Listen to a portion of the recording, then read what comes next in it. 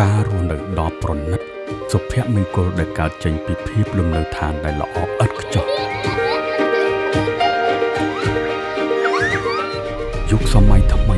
ជាមួយកិត្យានុភាពដែលមិនធ្លាប់មានពីមុន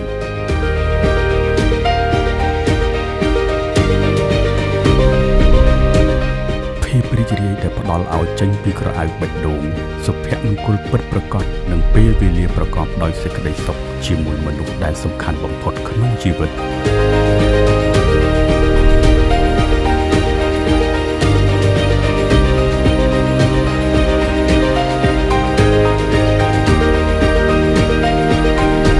ភាសានៃក្តីស្រឡាញ់ត្រូវបានបង្ហាញឡើងព្រមគ្នាផ្សារភ្ជាប់ជាមួយបរិយាកាសគ្រប់ជ្រុងផ្ទះ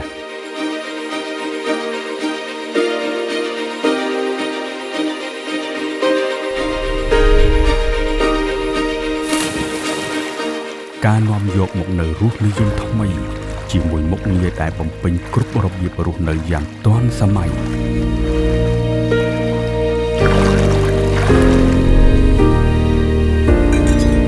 ពន្លឺចែងចាំងនៃការជួបជុំប្រកបដោយភាពសុខដុមរមនា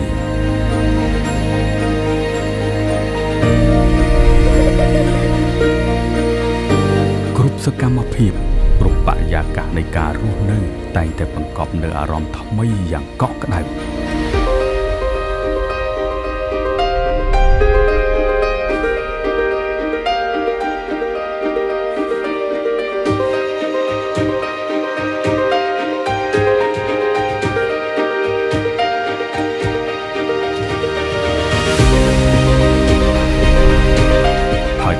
คล้ายជាអនុស្សាវរីយ៍នៃការរស់នៅយ៉ាងឧត្តមឧត្តមប្រណិតភាពគ្មានអ្វីប្រៀបផ្ទឹមបាន